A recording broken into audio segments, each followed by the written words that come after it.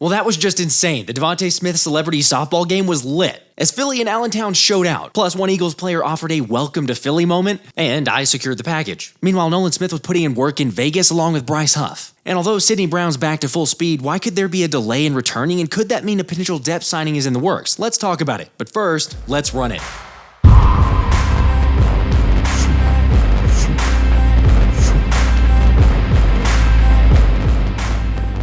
What's up, guys? I just got to start by saying thank you because this past weekend was insane, as Thomas and I were invited to DeVonta Smith Celebrity Softball game with special access to players and fan events, which was crazy.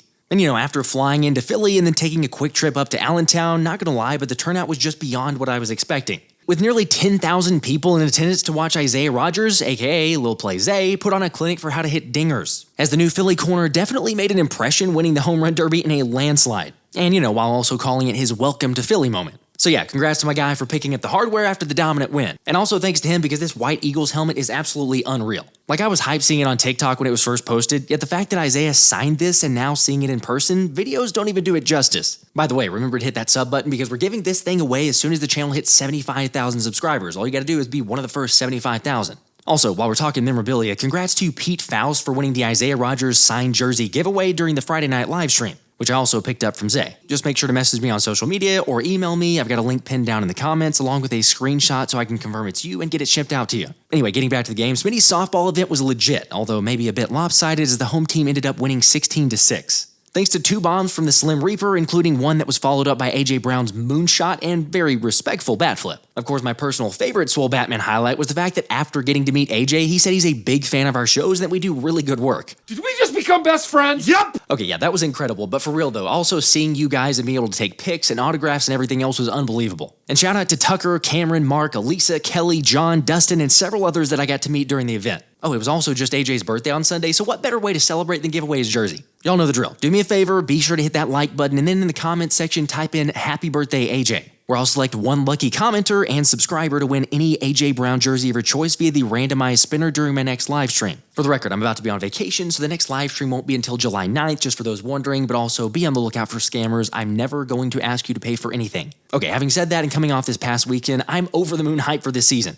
And thankfully, training camp's only 3 weeks away, and the fellas report on July 23rd, which is really when things start to matter. However, The Athletic isn't afraid to hand out the accolades this offseason, calling the Eagles the winners of the off period, due to the fact that Howie Roseman nearly aced the draft after bringing in impactful players like Saquon Barkley, C.J. Gardner-Johnson, Bryce Huff, and Devin White, but maybe most importantly locked up A.J. Brown and DeVonta Smith long-term to go with Jalen Hurts. Because the real ones know there ain't no Jalen Hurts leadership problem, as Ruben Frank echoed that, saying the real issue isn't leadership. After all, nobody was complaining about his leadership when he went 14-1 in 2022, or when he miraculously helped the Birds escape almost certain defeats en route to a 10-1 record in December last year. Although yeah, then the whole thing collapsed and then the media finger-pointing frenzy started. Yet the bigger piece to Jalen's game, according to Rube, is his turnovers, since Jalen finished with 19 turnovers, ranking him with the 3rd most among all players last year and 7 more than he had in 2022. Now, to be fair, it's a little bit hard to not press or try to do a little bit extra when you have an offense that's telegraphed or you're running the exact same plays over and over again. However, Rube's argument is the fact that Jalen can solve the turnover issue and then the leadership issue is just going to go away. I mean, obviously we saw the struggles last year, however, I would still argue that it's not really even going away if there's no issue in the first place, but even still, having said that, what do you guys think about Rube's take on the turnovers? Personally, I'd agree that the fact that Kellen Moore's offense is going to be more dynamic and less predictable is going to solve that turnover issue. Because unlike last season, even though there may be some brief growing pains, QB1's going to be comfortable, confident in the plan, and having a lot better communication about the scheme with Kellen Moore. And it sounds like the same thing's happening on defense with Big Play Slay joining the Greenlight podcast with Chris Long. I had a lot of young guys rotating in and out. So it's like, as a veteran in league, it's like, how do I go about it? Because it's like, I was like year 11. Yeah. I got more years than the whole secondary combined out here on the one time. So Hell I'm like, yeah, dude. So it was just, that was just difficult, you know what I'm saying? And with JB, me and JB just try to do our best to help out. But corners is really only good as his safety as he communicates to him. Sometimes that's just how it is. Because if my safety makes me understand what I'm doing and gets me in the right position, because we don't hit the calls, we're always on the side. Definitely if you're the far corner. Like, so when them young guys trying to come in, they just like, what's the play? I got the play. I'm doing my job. It's more like, hey, what's the call? You're looking at the other, like, because I'm not getting it. But yeah, they get tunnel vision. So it's like, hey, so then I had to like It was real difficult. Okay, it definitely makes sense. Plus, with the changing of defensive coordinators and lack of cohesiveness, Slay noted that communication especially became an issue against teams that use a lot of emotion last year. But the good news is Vic Fangio's got a plan for that, as does DB coach Christian Parker, with the 33-year-old sharing that he likes the vibe and feels the squad's going to be different. I think he's doing a great job right now, man. Yeah. So, I don't do too many OTA practice. I'll be at home with the kids and the family. But the times I was down there, he was a good dude, man, respectful. He's quiet, though. You know what I'm saying? He more of a guy like you got to go into his office. He really more detailed. Like he tell you from every position what job need to be done and how you do it, and this is how you want it to look. And he go about his day. So he look like the type of coach that if you don't do what my job needs you to do, I don't care how much you get paid, I'm benching you. That's probably my favorite quote from a player about Fangio at this point. Like, for real, holding players accountable and demanding execution no matter where they're at or what they get paid or anything else is exactly where it starts. Of course, Jalen Carter's kind of a given, with Chris Long echoing something most everyone's been thinking, that the Breadman could be talked about as one of the greatest Eagles D linemen of all time, which is the same energy Johnny Page has, believing JC has the talent to eventually be Defensive Player of the Year. Like, come on, this dude ranked 15th in pressures despite only having the 26th highest amount of pass rushing snaps. As we all saw, you unsurprisingly can't block this guy one-on-one. Or if you do, like Johnny pointed out, Carter has an uncanny ability to make offensive linemen look really silly. I mean, obviously those of us who watched him know this, but it's not so far-fetched that he was compared to Aaron Donald so early on. Yet at the same time, he hit the proverbial rookie wall and no doubt had his struggles. Although as we know, Vic Fangio likes to play his interior guys quite a bit, with Christian Wilkins playing nearly a third more snaps than JC did last season. So it's no surprise that DC's got big plans for number 98. I mean, I think he's talented enough that no matter what we do with him,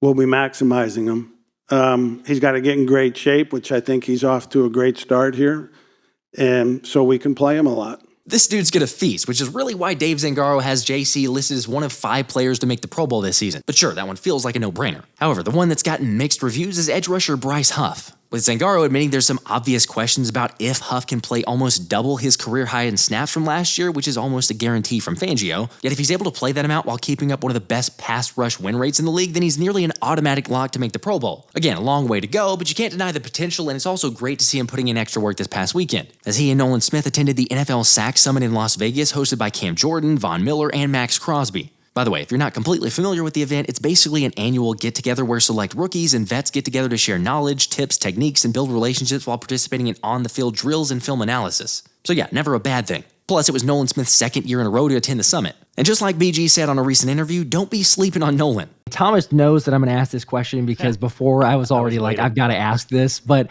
all right, I'm a huge Nolan Smith fan. I know lots of people are. Sure. Nolan Smith, understandably, first round pick, all of this, and you've been very high on Nolan. I think that there's similarities. I think you've mentioned it, and other people as well. Happy juice energy, just have the right vibes and everything else there. I believe at the presser, you said something to the effect, he's ready to prove the doubters wrong. He's taking that year 2 approach. There's some confidence and everything on that side, but we saw a little bit. Nolan spoke about adding a little bit of weight, a little bit of muscle. There was perhaps, I don't know if it was a procedure on his shoulder or just some rehab, something with the shoulder injury, but going into year 2, obviously, you talk about 15 years in the league, you have lots of wisdom, advice. Is there anything in particular that you've shared with Nolan, or just kind of as far as moving into year 2 and expectations going forward? Because like I say, big fan of Nolan. Not trying to do unrealistic expectations, but I'm curious what words of advice and wisdom you've given him. Keep his edge. Keep that edge. And that, like I say, that's the chip that's on that shoulder to prove yourself right. It's more about yourself. Because I know being in that position, being a first rounder, it's a lot of pressure that first year to at least live up or beat, try to be at least in the mix of talking about who was the defensive rookie of the year or whatever side of the ball you are on. And it's that mindset that sometimes you don't get all the opportunity because sometimes you might not be as ready, but you can see the potential in him. It's the stuff you got to learn, the vets you learn from. And I think just going into year 2, what we talked about, that first year usually be a little rough for guys. Sometimes you get a hit with them right away and it just pick it up. Aaron Donald coming in right away, just terrorizing the league. But I know for Nolan, he always showed that burst and was fast. And, it was just more about just building his confidence. They didn't want to, we had guys. We had Hassan. We had Sweaty. We had myself and at the time Derek Barnett. before he got traded out. And then, Nolan, I just think that he just got a real good shot this year and going into year 2 because now everybody's looking at you. And I think he's done a great job just keeping his edge because even when he hurt his shoulder, had to get he dealt with that during the year too. He dealt with injuries that nobody knew about, that he was hustling and making sure that he was pushing through at that time. And Nolan, for sure, coming into this year after surgery, when it was time for him to go, OTAs, boy, he was going. And I can't wait to see him with the pads because I know just seeing from his burst, he already looking good. I just can't wait to see them all put together and start making plays and then getting that sour taste out of his mouth of what people been saying or the question marks that people have. Now and it's because he putting the work in. So I'm expecting a big one from him too. It's a lot of quiet hidden gems though, but everybody, like I said, got to go out and do it. Let's go. You got me fired up. You got me absolutely fired up right now. That just made Josh's day, BG. He is the biggest Nolan Smith fan out there, so he's pumped. He's very pumped. For the record, BG wasn't the only one noticing that from Nolan. Since after the 23-year-old shared he's added some extra muscle and power, Slay said he definitely looks a lot different. Now, speaking of making progress, Sidney Brown recently shared about his ACL rehab at the DeVonta Smith Softball game. Admitting it's been a long process, however, he's now back to full speed, recently clocking in at 22 miles per hour. Which is really great news and fantastic, but then the next natural question becomes, okay, really, how soon does it take until he gets back onto the field? Because the Eagles safety did admit he's still working on lateral movements, but that he'll be as close as he can to 100% by the start of the season.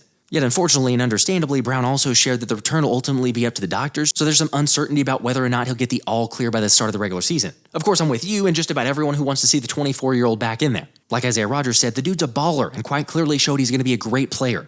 Oh yeah, Zay also shared that Brown took him under his wing when he first got to the facility and that they've been workout partners, speaking to the camaraderie and team mindset. Again, the hype around the squad is real. Yet with the rehab still going on and the lack of depth, it's fair to wonder if the Birds will make another signing, especially at the safety spot. Which is why I caught up with Pro Football Network's Anthony DiBona, since it had been way too long, to get his thoughts on the next move for Howie Roseman and everything else around the Birds. I'm good. I'm just sitting on the sidelines enjoying your little press tour you were going on there, but I'm proud to be back. Happy to talk Eagles. I don't really know what to say to that, but I appreciate it. It's very exciting to get back on a record because there has been a lot that has transpired, to your point, but more importantly on the players' note, and we're catching up on some of those stories. But Nolan Smith, lots of hype around Nolan. Everyone just about knows. I am a massive Nolan Smith fan. I think that he's going to be playing really well. We've talked about it a number of times of tempering expectation for those that might say, oh, Nolan's a bust or anything like that. It's incredibly early, but it was great to hear some of the reports about him. And he's also attending the Pass Rush Summit in Las Vegas, as well as Bryce Huff. But curious to get your thoughts on, again, what the importance of that may for someone who's not as familiar with the Pass Rush Summit to begin with, but also him going there and getting those pass rush moves year 2. Thoughts on that with Nolan and Bryce Huff? I mean, I think it's great because if you look back at his rookie season, he really didn't play as much as maybe some people expected, but towards the end of the season, we've mentioned it multiple times that he was one of their bright spots down the stretch because he was playing just really hard whenever he was in the field, got a couple quarterback hits and a sack or whatever. But now you just see that he's putting in the work in the offseason too. And I mean, a guy like Bryce Huff doesn't really need to be there either. But I love all these summits that they're starting to do. I feel like it started with the offensive line, then the pass rushers. Now we see the tight ends doing it. A.J. Brown's talking about doing a wide receiver one next offseason. So I mean, I feel like eventually it's going to reach a point where every position has this camp that they kind of all assemble with during the offseason, which is awesome because you don't really see that in other sports because guys have to, like in the NBA, guys have to guard each other both ways. So they don't really want to be giving out all their secrets and whatnot. But these guys, obviously the defensive guys are going to stay on the defense and the offensive guys are going to stay on the offense. So they can kind of share their skills and what they look for here and their tendencies. So it's encouraging because Nolan Smith kind of ended off in a good way in his rookie season. And now he's just going to look forward to build on that this year. Let's go. We're looking for big things, obviously. And BG had said in the interview that Thomas and I had done, was saying, don't sleep on Nolan, basically. Yes, there's a lot of hype. It's a great point also that you're mentioning with the summits in itself, though. The players, if they all are helping each other perform, naturally, maybe raise the market value of their position, and everyone makes better money that way. So it's a win-win on all sides. But it's great to see the leadership from multiple areas on that. But I think as we look at BG, his last ride, him talking about Nolan, being that mentor, lots of similarities that have been drawn from, just the mindset, the morale, the happy juice energy, whatever we want to call it for those guys. But what does it mean whenever BG, because yes, he's very positive. Yes, he's very optimistic. That's what everyone loves about BG. But for him to say that about Nolan going into year 2, what do you take away from that? Can we take away a whole lot? Because, again, being optimistic on that side, but still, it's year 2, taking that next step. Any major takeaways there? I mean, I don't know. Like you said, he's always just a very positive person. But, I mean, the fact that he mentioned them specifically is encouraging because he kind of is in that mentorship role, like you mentioned, where he knows he's not going to be playing 70, 80% of snaps. He's going to be playing a lower snap count.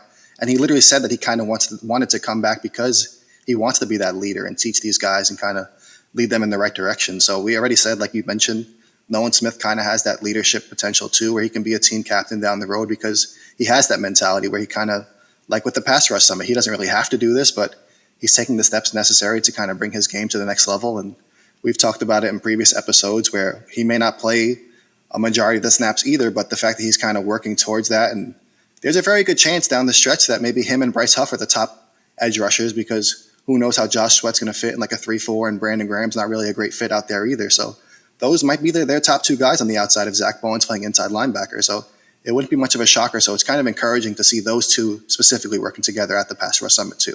Having lots of athletes, that's the big takeaway. I think it's certainly from, like you mentioned there, Bryce Huff, Nolan Smith, versatility like we've seen within Fangio's defense. Speaking of athletes, we haven't spoken, outside of, text and everything else, but hopped on here and actually had a recording since Isaiah Rodgers had hopped on a couple of times. And so naturally, everyone understands and knows at this point the texts and comments and tweets and everything else that I've gotten. I'm super hyped for Isaiah Rodgers, and that was beforehand, but, getting extra insight into his mindset, what he's about, his expectations, goals, things like that. You can't help but be really optimistic about his approach and the potential within this defense. If he said that he's faster at 4.28 was what he previously was. That's insane if that's actually the case. He didn't actually run it officially, but just to say he's quicker, twitchier is unreal. And then we talk about the playmaking and everything early on. Your thoughts, because again, we've texted back and forth offline, but to get it officially here, hearing that from Isaiah Rodgers, also for the record, he's officially not going to play in the slot. That is for sure, for those that might have been wondering some of those comments. But takeaways from the interview from Isaiah Rodgers and just kind of his mindset and approach there. I mean, one, I just want to take a second to give you your flowers because this way you can't edit this out. But it's pretty cool to see good things like that happen to you, and you get these opportunities and kind of run with it. So first of all, that's awesome. I'm really proud of you, and thank you. This is only the beginning. But anyway, yeah, Isaiah Rodgers. I mean, we've talked about him. I feel like all offseason because the second he said that he kind of worked all year last year, even though he wasn't playing, but he kind of simulated the week that he normally would have where he was training on certain days, looking at a playbook, studying film. I mean, that just shows the mentality that he's bringing to the field this year because, I mean, once you're sitting out for a year, you kind of realize that, like, the game could be taken away from you like that. And I feel like he kind of mentioned that too, where there's nothing's handed to you, nothing's guaranteed. So now he's getting this opportunity. It seemed like he really could start on the outside, which is going to be huge because it'll give kind of guys like Quinyon Mitchell and Cooper DeJean a little bit more time to get acclimated to the NFL because cornerback is a tough position to play right from the start in the NFL. They say it's usually the toughest to play right away. So rookies don't usually have success early in their careers, especially their rookie season. So if a guy like Rodgers can start opposite of Slay, I think that's huge. And obviously you mentioned the potential as a returner as well. It's just with the speed and his mentality, it seems like he's everything that you would want in a Vic Fangio defense. And also, you mentioned, I do appreciate the giving me my flowers, but speaking of giving flowers, we should at least touch on the fact that Isaiah Rodgers won the home run derby as far as Smitty's Celebrity Softball. So doing that, I didn't mention this beforehand when we were doing that, or we were talking before recording, but he did that on an hour's sleep, drove up from Tampa, an hour's sleep, show up, win the home run derby. So kudos to him for that. That's unreal. I don't think I could function, but that's strength right there. That's super secret. I don't exactly know how that translates to the cornerback role, but it's a little nugget to throw out there as far as the mindset and dedication. So that part is great, but also I love the fact that what he shared about Christian Parker, because a lot of times it does feel the immediate is hey, Vic Fangio is going to make a drastic impact, going to be a better defense. I think everyone's optimistic about that part of it. But every once in a while, it's like, okay, there's positional coaches coming in, and they do have a significant impact. But to what extent, how much, are the players adjusting in these ways? And Brandon Graham even mentioned a few weeks ago on a press conference, like, hey, we didn't have the right coaches in all the positions. So to hear that, but then to get the extra part from Isaiah Rodgers about, like, hey, Christian Parker, is the guy. I mean, the communication, him being able to sit down with the players, asking what they like, what they prefer, their strengths, their, I don't know if necessarily weaknesses, but where they prefer to play on those sides. I'm curious on the takeaways from that on you, as well as just saying like, okay, this is a different approach. This is a different guy coming in. Obviously, he has a good resume, but to hear the positive praise from Isaiah Rodgers and from other DBs as well, what does that mean for the secondary? I know we've seen all the competition to begin with, but just having a guy like Christian Parker there. I mean, it's huge, and I wrote about it for PFN a couple of weeks ago, how having these experienced assistant coaches is huge compared to last season, what they were dealing with, because they kind of lost Denard Wilson because he kind of felt, I guess he felt slighted that he wasn't promoted to defensive coordinator. So then DK McDonald got elevated, even though he only had like 2 or 3 years coaching as an assistant in the NFL. So, I mean, then you had like DJ Elliott, I believe, was coaching the linebackers after coaching his whole career in college. I mean, you kind of had these guys plugged in last second right before OTAs and training camp, and didn't really have the necessary experience, especially when the Eagles were going young at so many positions, or they were having new players join the team. So now having a guy like Christian Parker that has a good amount of experience, but hearing Isaiah Rodgers talk about what he said, where he was like, listen, it doesn't really matter what we want. Like, where are you comfortable? And they're working with the players' strengths. And that's just so important, because you saw down the stretch where James Bradbury was struggling on the outside. So they kind of just like, hey, play dime linebacker or play in the slot. They were kind of just like making things up on the fly because he did get paid a lot. And then now you hear Darius Slay kind of talk about Vic Fangio's mindset, which I think we'll get into. But like, whereas like guys aren't going to play just because they get paid a lot. I mean, you have to perform. So it's going to be encouraging just to see all these new changes on defense and offense. But it's definitely a good turn of events, because the way last season went, they needed to do something. Yeah. That's the absolute understatement, because I think we all know, again, we've mentioned it so many times, but living through that and seeing like what in the world is the defense doing here. But to your point, and I'm glad you brought it up, because Slay did say on the Greenlight podcast with Chris Long of, kind of in the interview talking about Fangio's style, say he's very detail oriented, kind of very focused. If you go into his office, it's like, here's what needs to be done, but not a lot of fluff, understandably, probably not surprising to most people knowing about Vic Fangio and the reports and everything there. But also, as you alluded to, it doesn't matter what you're getting paid. Don't care. You got to be the best player on the field. I don't care what your contract looks like. I don't care how long you've been in this league. If you're not making plays, if you're not being that guy for me, then you're not going to play. And so that is the change, or the shift that I think we've wanted to see, is like, look, we need a little bit extra accountability. Fangio's words were, we need to be the adults in the room to push them, just in terms of the broad general sense of, I think, Jordan Davis and Jalen Carter, and just making sure the guys are putting the max effort in there. So it's a great shift in mindset. And like we talked about previously a number of times, it's like there was not that same sense of identity like you were talking about. It's just adjusting and being super reactive, where this feels like the approach of coming in from day one going like, look, this is how it's going to be. Like, these are the normal standards and expectations. And I think it's going to pay super big dividends there. But to hear Slay mention that this early on, it's I mean, certainly optimistic, right? But like, what are the promising takeaways going into even training camps? We have a long way to go. We're not even in the preseason, but hearing it this early, what are your initial thoughts hearing that from Slay?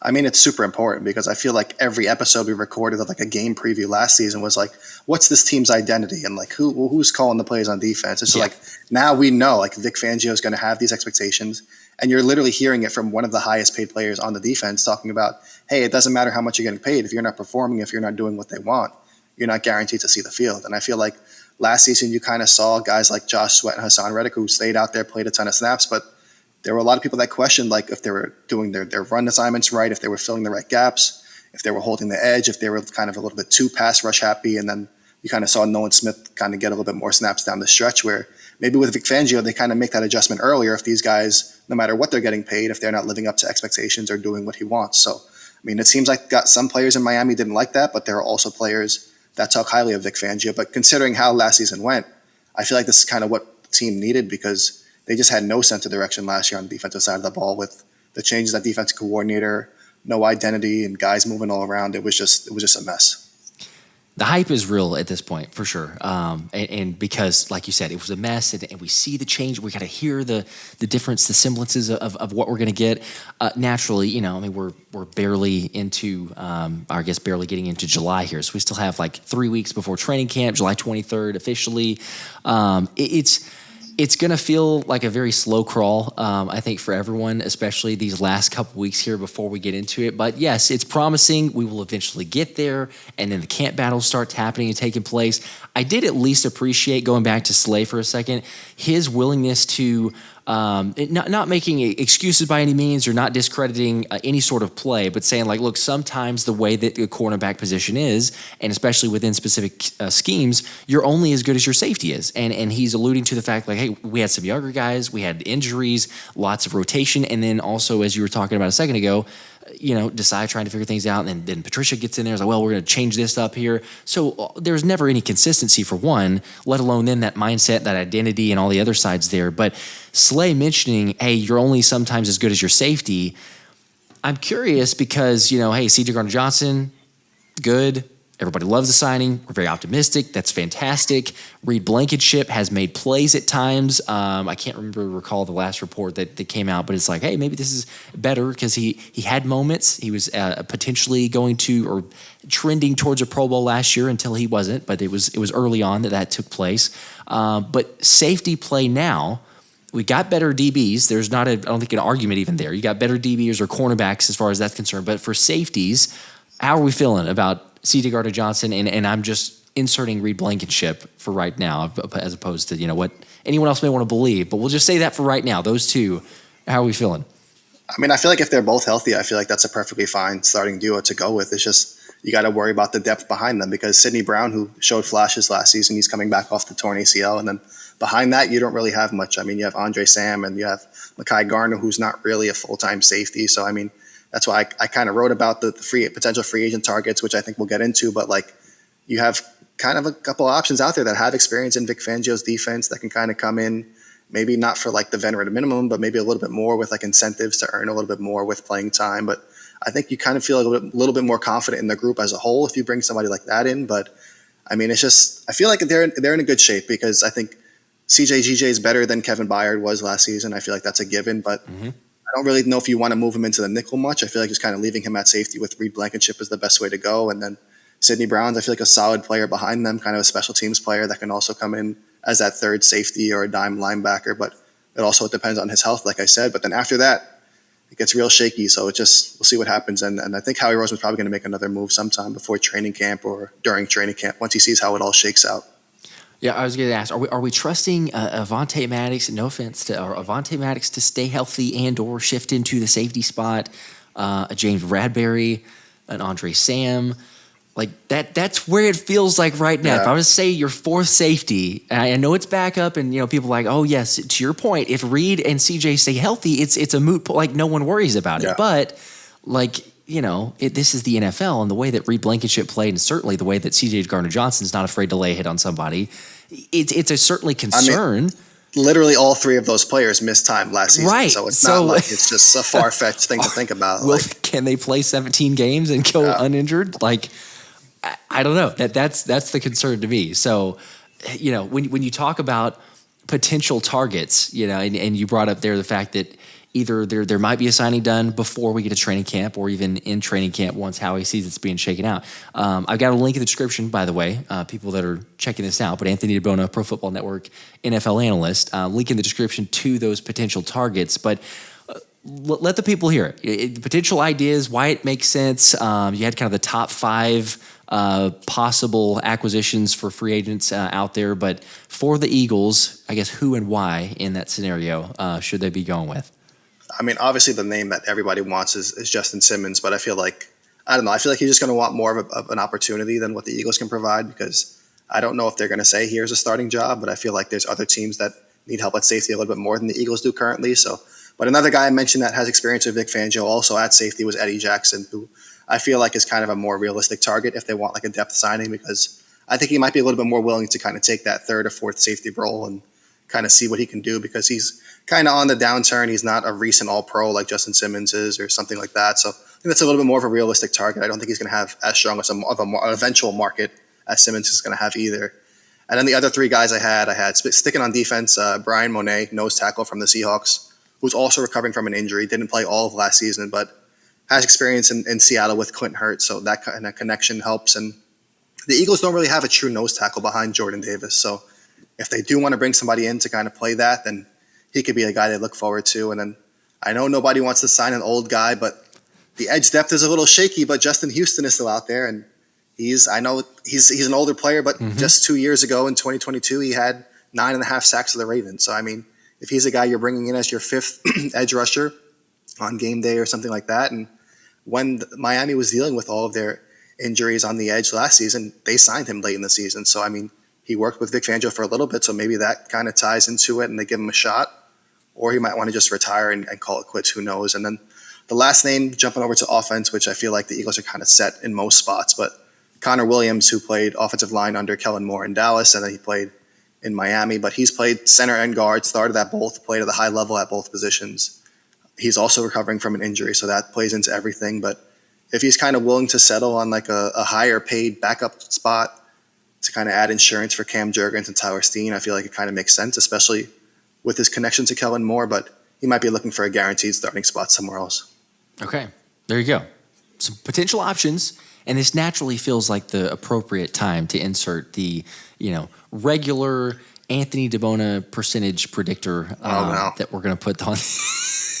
But you feel like, Howie's going to sign someone at some point, whether it's before or after training camp, but maybe to not put you fully on the spot. I won't ask for exact percentage because, we won't go there. Now I have to. However, I was going to say, out of these options that you've listed, who would be the most realistic? Who would you go with? I think Brian Monet is probably who I would lean towards because I just feel like they literally don't have a nose tackle. I mean, unless you think PJ Mustipher is a nose tackle, but he's only like 6'3", 306 or something like that. And the other guys are kind of smaller defensive tackles too.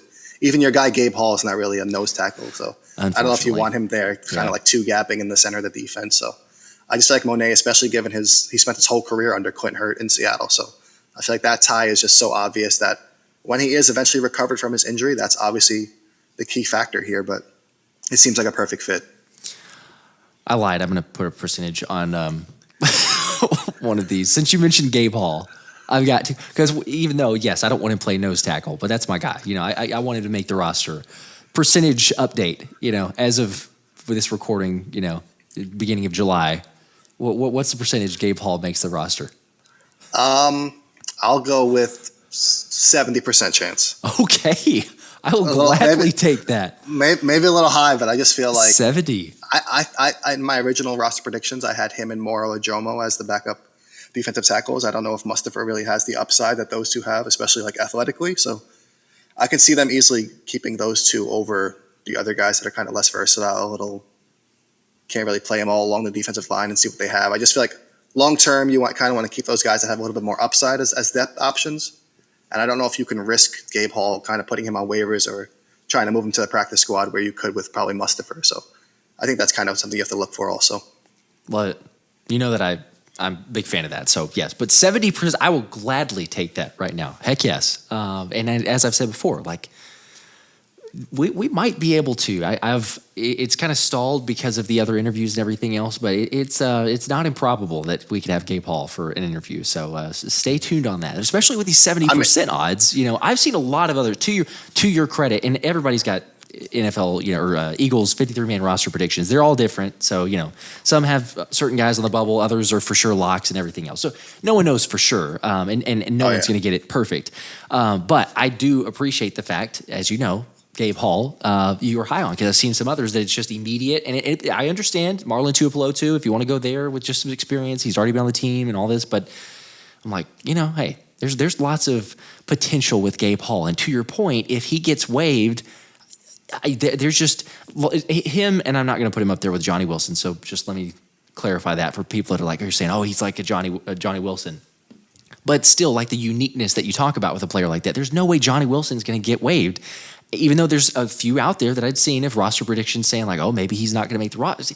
If you do that, he gets claimed immediately. You got a unicorn 6'7", 235 with your receiver. So not the same exact for Gabe Hall, but I do see the potential. But it's also so hard to judge because I feel like a lot of the time we hear like, or even I say it, we're like, there's no way they can waive this guy and get him onto the practice squad. Like somebody's going to claim him.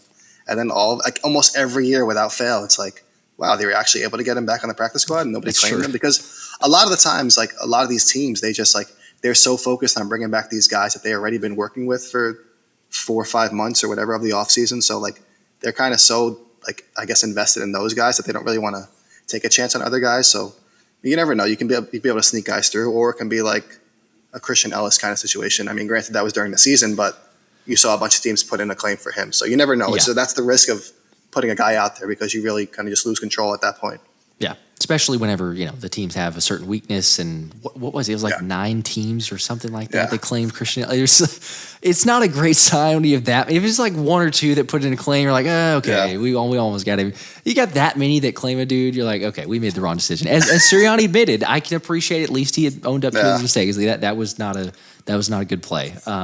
Speaking of weaknesses, though, and you mentioned Brian Monet as a most likely for guys that they might go after, but holistically, you look at this defense, where is the, just in terms of player personnel, is there a position in particular? Is it that nose tackle? I know you just mentioned Brian Monet. Is the safety spot? Is there any position where you're looking at and saying, yeah, there's still the biggest weakness? Maybe it's not a weakness necessarily, but just the biggest weakness you see. I think safety depth is still my biggest concern, because like we mentioned, those top 3 safeties, they're good on paper, but they also usually miss a lot of time. So, I mean, Reed Blankenship missed a couple games last year, and then CJ missed the games, I feel like 3 or 4 seasons in a row. And then obviously Sidney Brown's coming off the torn ACL. So, I mean, maybe they all stay healthy. You never know. I feel like things, look at Landon Dickerson. He was hurt his whole college career, came into the NFL, and he's barely missed any time. So, I mean, it's kind of hard to project things sometimes, but I just think you would like to see the Eagles have a bit more of an experienced option behind those 3 in case anything does happen. This is, I guess, to segue from weaknesses to strengths, because we at least have to touch on it. The fact that, the Kelly Green jerseys were released, and everybody, I mean, how can you not love the Kelly Green jerseys? But we have the official, I shouldn't say Kelly Green jersey released, the Kelly Green jersey dates for the games were released. So Jacksonville, week 9, November 3rd, I believe, playing against Jacksonville, Sunday Night Football game. And then also the surprise, Jacksonville's like, okay, you already had AFC. Surprise, week 17, hosting Dallas. I mean, like, it doesn't get bigger than that. And they're going to go with the Kelly Greens. I mean, you're undefeated at this point, so hopefully you beat Jacksonville and you're undefeated going into that game. But I would love for the public to hear, I think I already know personally, but the public to hear your thoughts on the jerseys, the dates of those games, the impact, and, should we be optimistic? Well, one, I thought it was hilarious that Twitter was panicking when that first Darius Slay clip came out, where they were like, oh my God, they're not going to wear Kelly Green. I was just like, right away, I was like, that's not happening. Like, they didn't do this whole rollout last season just to wear it for 1 year. Like, they made people pay hundreds of thousands, if not millions of dollars in jerseys. Oh, sorry. Yeah, and then they were the ones that pitched the rule to try and get the extra helmet just so they could have these uniforms. Like, there was no way that they were just going to wear them for one season. So I thought that was silly. But yeah, I mean, now they're wearing it. It's like I mentioned on Twitter too that like last year they wore it against the Dolphins and the Bills and won both games. Those were kind of big performances. And now it's going to be fun because the Cowboys game should be a big one. I mean, I caught a little flack. People were like, "Oh, that game's might not matter. Like, it's so late in the season." But like, those are the 2 teams that are like going to probably be at the top of the NFC East, if not the NFC. So I mean, right down the second to last week of the season. I mean, that's probably going to be a huge game. And I feel like to have those uniforms on, it's worked. Last season they had some pretty big wins. So I mean, clearly they think it's a good luck charm. And I feel like anybody that doesn't like Kelly Green is just a little crazy. But yeah, it's just such a good uniform combination. No offense to those people, but I agree. And I might have an article coming out for PFN about the greatest Eagles uniforms of all time. Tease there. Okay. I like that. I'm looking forward to that one. Great minds think alike. Because I think, do you have the shirt still? We were talking about this pre-show, but this is what I went with. And then, it just so turns out that you had... Before I put this beautiful PFN shirt on, I was wearing this. Look at that. That's pretty crazy. And for just in all transparency, being honest here, integrity-wise, there was no texting back and forth, but just hop on and all of a sudden you have it. So Actually, my wife laid that out for me because I got stuck late at my full-time job, and she put out clothes before I got in the shower. So thank Mrs. DiBona for that. There you go. See, that's what it is. But everyone, we're on the same page as far as the Kelly Greens. I've had a very, very small minority, but a couple individuals like, I can't stand them. I'm done with them. We should be moving away. We should go ahead and wear these. I'll just go ahead and show because we might as well. We should go with the all whiteouts. We got the helmet from Isaiah Rodgers officially. It's got the the signature on it and everything. So I wouldn't mind that. But honestly, I mean, you can't go wrong with the Kelly Greens. That to me is. I feel like maybe the Eagles should just push for a fourth helmet. Just be like the Oregon Ducks out there. It's a new uniform every week. It's just white helmet, black helmet, midnight green helmet, Kelly green helmet. Yes. Let's just might as throw well them all in there. Why not? That would be fantastic. No, it's. I think that again, you look at the impact that the Kelly Greens and to your point is like they already kind of were asking for kind of petitioning to make this happen. There's no way. So I had the most jersey sales on the first day of the opening. All this. I mean, heck, I bought way too many. If I'm gonna be honest, I bought like 4 different Kelly Green jerseys. So and lots of people have. But there's no way they were just be oh hey sorry we're gonna move on and not have it. And to support my position as a look good, play good. Yes, of course. President. Thank you. Isaiah Rodgers also talked about looking good, playing good. That's why he went with the white helmet. So Yep. I mean, listen, we might have a special connection there. Definitely. And also, if Cooper Dejean, who we would love to have on the show, but if Cooper Dejean happens to hear this, or if anyone wants to share it with him, Isaiah was saying he's trying to help him a little bit with the attire, so to speak. He doesn't necessarily have the number is fine. I think 33 is fine. That works. That's good. But as far as like what he wears, I think Zay was saying that he like showed up trying to like mimic him one day, and he was like, he's got nothing on. Like he tried to do. He's like, I couldn't do it. There's no way. So just help him with the looks a little bit, and he'll be fine. But he needs a makeover. Maybe just a tad. But he's got potential. So. But still, big fans of Cooper Dejean. Let's move to the offense, though. Within Jalen Hurts, naturally, it's been all over the place. We have not recorded since this time, so we've gone from Jalen Hurts and leadership questions and all these other media reports, and then Jeremy Fowler of ESPN coming out and saying that actually there's been promising signs and Jalen is taking a step there. He's being a vocal leader, taking a step in the offense, some ownership, and saying what he does like about certain plays, what he doesn't like about others. Promising signs there, working with Kellen Moore. But then also you talk about Nick Sirianni potentially taking a step back. And if Jalen is really buying into this and taking ownership of the offense, that's certainly a promising sign, but haven't discussed this before and just getting on here to talk about it. But Jalen Hurts and his leadership taking on the offense or taking that ownership, thoughts, what does that mean? Any concerns? Where are you going? I think it's great because he kind of talked about it with his first press conference when he was asked about Kellen Moore, where they were it was like a collaborative effort where they were kind of seeing what he liked, kind of like what Christian Parker is doing with the defensive backs, where they're kind of letting these players kind of put their input and then go from there. They're not just saying, here's the offense, here's the defense, you have to do this, you have to do that. And I mean, after last season, we saw how predictable the Eagles offense got. So now that they're kind of bringing in refreshing ideas, but also kind of still probably going to utilize what worked for Jalen either in college or in previous years with Philadelphia. I mean, that's huge because he's been exposed to so many different offensive coordinators that he can kind of bring in a lot of different ideas because he's been in so many systems over the last 7-8 years, dating back all the way to high school. So, I mean, that's going to be good because you can kind of see what he's comfortable with and then build off of it from there. But it was just kind of refreshing to see Jeremy Fowler, who was a respected reporter that kind of said that, right, and came out and said that, because you have a lot of these guys that don't have the greatest reputation that are kind of just throwing dirt on Jalen Hurts' name because there's not much to talk about at this point in the offseason, and they're just trying to make a little bit of chaos happen in Philadelphia. So, I mean, it's refreshing to kind of see the truth come out, and you're hearing players talk about it as well that are kind of saying the positive things that are going on. So it's just training camp needs to hurry up and get here because this is I'm in agreement with you. Yes, if we need to just hurry up and get there. To your point, though, yes, players like Lane and BG and I think there's one other one I'm drawing a blank on, but complimentary of Jalen that he is showing that leadership, really taking that next step. I think that Lane specifically was the one of, him actually being down in Florida. Isaiah had mentioned on the live stream going, oh yeah, I saw the photos of Jalen with Johnny Wilson and Will Shipley, Saquon Barkley, Paris Campbell. So he's taken that next step, not just the leadership, but really trying to connect with the players.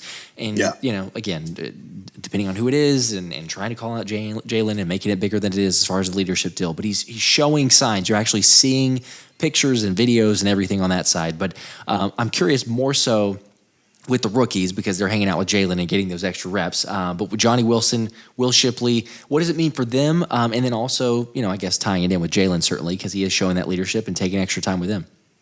I mean, it's huge because you see guys like Aaron Rodgers that aren't even showing up to mandatory minicamp, and I guess he feels like he's too good for that. But then a guy like Jalen Hurts is taking time out of his own schedule where like he doesn't have to be traveling and working out with the 5th round pick for the Eagles this year. Like he can kind of just say, hey, you got your work at rookie minicamp, you got your work at OTAs. Like I'm going on vacation, I'm doing whatever. But like, no, he's working out with these guys. Then he's going and participating in DeVonta Smith's softball game. So, I mean, that kind of stuff matters because you have to build a culture. And for everybody that talks down on him and says that he's not vocal enough, he's not a good leader or whatever they want to say, that like actions speak louder than words. And it seems like everything this offseason kind of points to him being willing to put in that extra work, even with guys that it's not like he's working out with A.J. Brown and DeVonta Smith and just them. He's like working out with everybody, and kind of Saquon Barkley too. He's kind of setting that culture where we saw him in those competition videos that the Eagles account put out where he was kind of front and center cheering on the offensive players. And now you see that carrying over to the workouts where he doesn't really have to mentor Will Shipley, a guy that potentially 2-3 years down the line could be pushing for his job. I mean, you never know. It's unlikely, but it's possible because you never know with injuries and whatnot. So, I mean, it's just encouraging to see this, and it can only be good from here moving forward. I'm in total agreement. And also it's like the fact that if there's anything even, and I'm not even concerned necessarily in this part, but shout out to Ruben Frank because he wrote a good article or good piece on shouldn't be concerned about the leadership. That's not an issue. It's not a big deal. If you even want to point to anything, it should be turnovers. And you could still go to, hey, look, the offense was in shambles. It was not really a great plan. You maybe had your first drive scripted, your first 15 plays or whatever, but then after that, it's like, what are we doing? It's the same old, same old. You know, the defense immediately knew what you were going to be doing. It's all telegraphed, things like that. Still, a lot of turnovers from Jalen, way too many. And so if you even want to say any potential concern, you could go with the turnovers on that side. However, as we've talked about, you've alluded to on a couple of different recordings as well, it's like, look, it's a different offense. It's Kellen Moore. It should make life easier on Jalen. And certainly even as Rue pointed out as well in his article, but just saying like, look, if he settles the issues with the turnovers, leadership's not going to be an issue. Like leadership will no one's going to bring it up again. If you win and turnovers are not happening, where all those criticisms are going to go is you're not going to hear from anymore. It's not going to pop up. So with that being said, turnovers on that side, new offense, there's usually, I think everybody or most people understand some growing pains, but do you expect the turnovers to significantly decrease? Thoughts overall on Jalen and within Kellen Moore's scheme within the turnovers? I mean, hopefully it should decrease because we've talked about it where like Kellen Moore should be using more of that quick game. He's going to use the middle of the field a lot more, which I mean, basically defenses didn't have to worry about the middle of the field because it was never really incorporated for the Eagles last season. And I mean, you see in 2022 how great he was at taking care of the ball. That was kind of the biggest strength of the team, and then kind of reverted back to making a ton of mistakes which wasn't encouraging because obviously it put them in bad positions late in games especially. But I mean, when you look at the stats, I mean, even though A.J. Brown and DeVonta Smith are considered one of the best, if not the best wide receiver duo in the league, they had like Jalen Hurts had to throw to like the most I think it was contested spots or most covered wide receivers or the least amount of yards of separation. I mean, considering you have those two guys and Dallas Goedert as your top 3 targets on offense, that should never be a problem. And to me, that just speaks to the scheme and that they weren't really being put in position to succeed. So, I mean, moving forward, it seems like Kellen Moore has a better handle on how to get guys open, and he's had success working with 1, 2, 3, 4 different options in the passing game in the past. And I feel like now that he's going to use that on top of Jalen Hurts' strengths and kind of taking feedback from him, I feel like this is going to be a much better season overall, especially turnover-wise for Jalen Hurts. Absolutely, yes. It's the excitement of the new change, and Kellen Moore's getting, hopefully, it sounds like he's getting a little bit more of some leeway. All right, implement the offense. Even Smitty, DeVonta Smith had mentioned at the presser during the Celebrity Softball game of Nick Sirianni kind of being the big picture coach. And there was a follow-up question, like, hey, thoughts on Sirianni? I think he was alluding to the fact, like Jalen gave, in his answer of saying, like, I'm not really sure, not really having the best, full, here's Sirianni's role. But it's incredibly early, too. So, like, in all fairness, again, as we've mentioned on a couple others, like, what's he going to say? He doesn't really go out of his way. But Smitty at least said, hey, look, it's the ability of, and like Sirianni said, too, but it's the ability of him to take a step back, kind of see broadly what every phase is doing, but not being micromanaging or not being in the weeds of it. And so it's like, look, you can kind of change some things morale-wise, the cheerleader head coach, the CEO head coach, however we want to phrase that. But it was at least good to hear from Smitty and kind of getting that, vote of confidence, because I've seen these recent reports and everything of like, Nick Sirianni on the hot seat, or the top of the list as far as coaches on the hot seat. And in all fairness, it's like, okay, yes, like if it's not successful with this team, obviously something went wrong, because there's so many great players on paper. You should be you should be successful.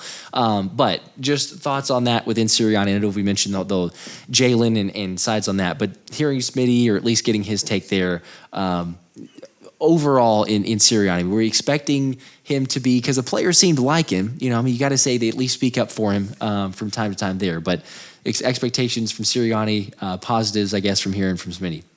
Well, I just feel like even if Jalen Hurts gave that same exact answer as DeVonta Smith, people would have still picked out certain things and been like, "Oh, some of those. That means Nick Sirianni does nothing. Why is he even coaching?" It's just I feel like there's no winning, especially in the Philadelphia market. But I mean, I feel like DeVonta Smith kind of gave the perfect answer, and I feel like maybe the Eagles PR team kind of sat down the players before they broke for the offseason and were like, "Hey, during any of these events, if anybody asks you about Nick Sirianni's role, this is what you should say," which, I mean, it could have happened. I mean, DeVonta Smith's a well-spoken guy. Could have totally been on his own. But I just feel like we talked about it when it first happened. I thought it was nothing. And I feel like Jalen Hurts kind of tried to play it as safe as he possibly could. And it was still kind of construed into whatever it was. And they tried to make a big controversy out of it. But I just feel like I said, training camp needs to hurry up, because these things are a bunch of nothing burgers. And it needs to just, like you said, they have too much talent and they're too invested in the players to really kind of make a drastic change roster-wise. So if they do fail and it's a repeat of last season, I feel like Sirianni obviously has to go, and they'll move forward from there. But I feel like player-wise, they can't really make many changes. Absolutely, yes. And talking about those top players, Saquon Barkley, I mean, I just got to say, we were talking about this beforehand. Seeing Saquon in person, it doesn't do it justice to see Saquon videos, highlights, everything else, and that's just at a softball game. So I can't imagine. They call him Saquads for a reason. Yeah, they definitely do. I mean, it is just insane. And so, but I was glad to see and hear Lane Johnson's comments that I'm not the only one that was enamored, just having, or they're kind of blown away by the fact that the Eagles have Saquon Barkley on their team, and then you see him in person, and it totally makes sense to me even more so now, because I was like, okay. Yes, everyone, big fan of Saquon, but you're getting reports of the players even, initially whenever he showed up in practice, is going my gosh, I mean, this guy, I'm just blown away. And so then seeing him in person, I was like, okay, I totally get it. And so Lane, I think the exact quote from the NFL Network was stunned that the Eagles had gotten Saquon, and stunned by his ability, for what he's seen so far. And granted, to your point, and like we're saying, we're not even there yet to the regular season. So just wait behind this offensive line. But apologies to your brother, and apologies to all the other Giants fans. But I'm not really that sorry. But the fact that he's going to be on this team here, I mean, it's unbelievable. And so, you look ahead and say, Saquon's going to play a big role. He's a special talent. He's going to make special plays. But I'm kind of going back and forth. I think he could certainly have a good season. I'm just curious of how many touches are the Eagles going to give him, right? Because we look at all these other weapons, you're going to save him and keep him fresh for the playoffs. But just overall general thoughts, obviously, the excitement for Saquon there. But do you have any expectations for I guess Saquon's usage? It may depend on how the games are shaping up as well. But just in general with Saquon and expectations there. I mean, I feel like ideally they probably want to keep him around, say 20 total touches. I mean, people are saying, I think it was Jeremy Fowler said that NFL executives are talking about Saquon's going to have a Christian McCaffrey kind of impact on the Eagles. But some of those. I don't know if you really, in an ideal world, you don't really want to give him 30 carries and then eight catches in a game. I feel like that's just a little too much given his injury history and the fact that they have Kenneth Gainwell and they invested in Will Shipley. So, I mean, it seems like they kind of ideally, like you said, kind of almost load manage in the NBA. I hate that. I think it's annoying. But, I mean, a guy like that you've invested so much in, and if you think you're going to be a team that's going to make a deep playoff run, I feel like you kind of have to I don't want to say baby him in a sense, but you don't want to make him carry the ball or touch the ball 30 times a game. I know he's a highly paid running back and you would like to be able to do that, but it just doesn't make sense in the grand scheme of things and in the long run because you're invested in this guy for 2-3 years and you want him to be able to be on the field and contribute. And I feel like Saquon Barkley is the Eagles have been going against him for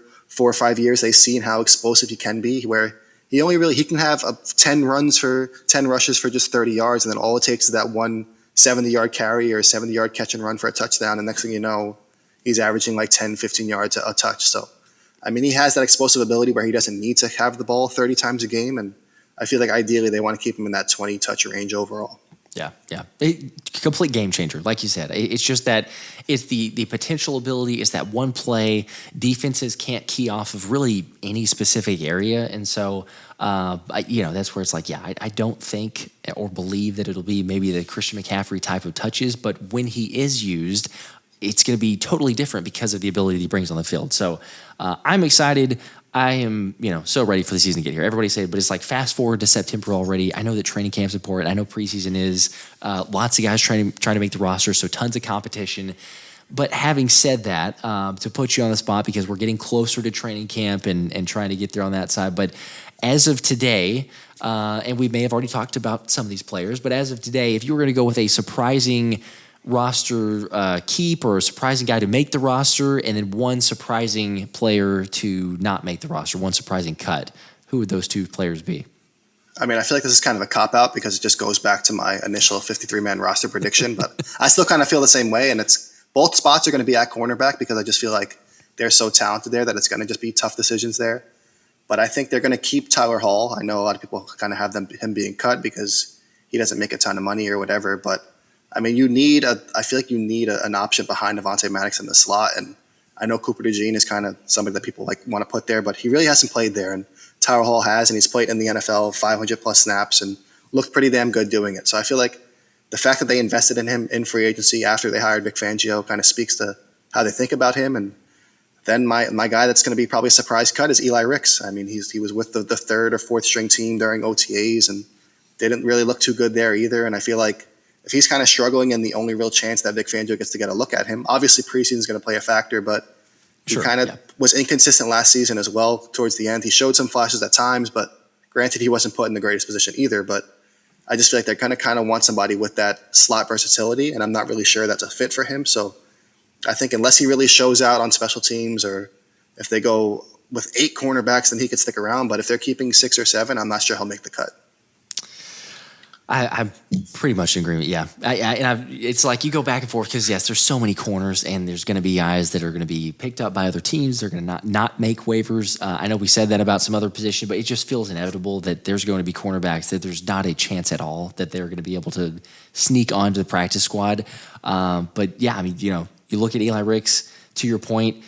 Last season, he had the ability to play himself kind of onto the roster because there wasn't as much competition and he had a successful preseason. But it's like, I don't know if he even has that luxury. Like if you're not having a good camp and you go out and you have like one game or maybe 2 that's like, okay, pretty good. Like it's still, man, it's a tough uphill battle because as you go through it, you're like 7, you keep 7 quarterbacks, you keep 8 feels impossible. 8 feels too much, but even then it's like, there's so many guys. So right.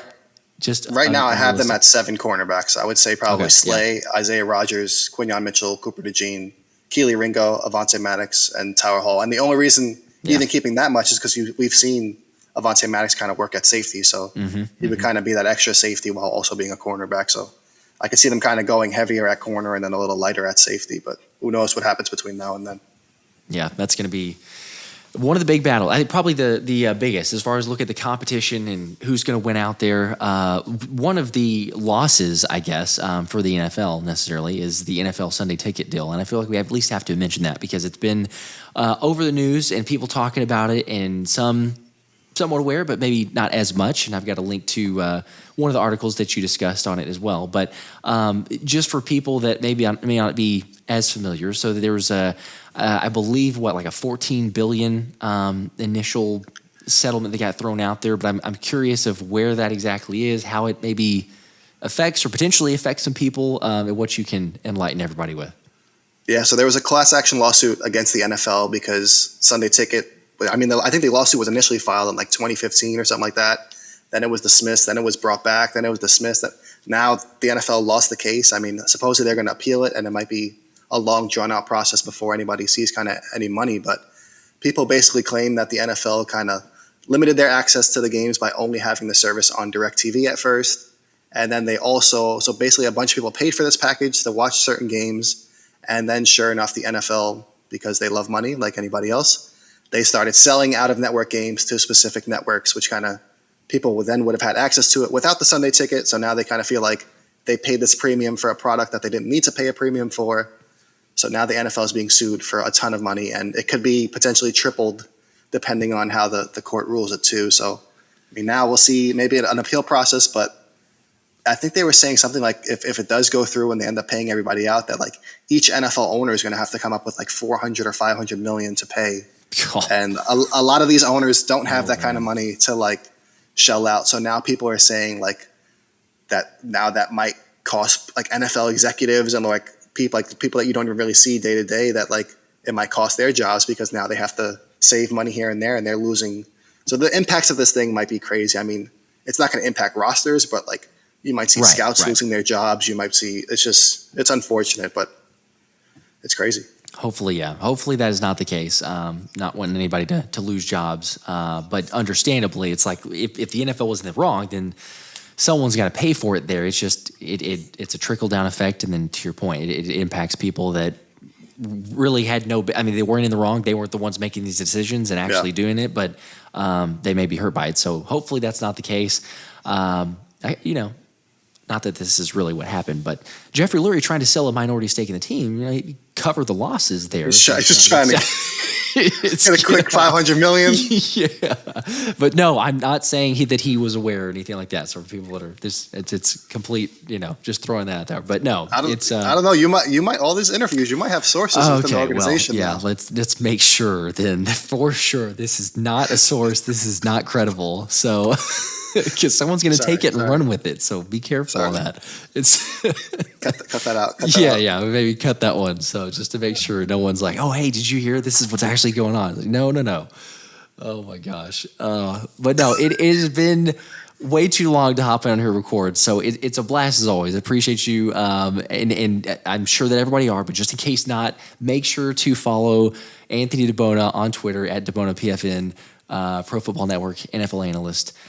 And hopefully you have a great, I guess I should mention it. I was wondering if I should. It's kind of a natural because it's like, look, 4th of July is coming up, Independence Day, USA. We'll just go ahead and quickly, because I got a few comments on it. The USA played in the International Federation of American Football. I think that's the way that it is pronounced. USA versus Japan. They got beat 40-21.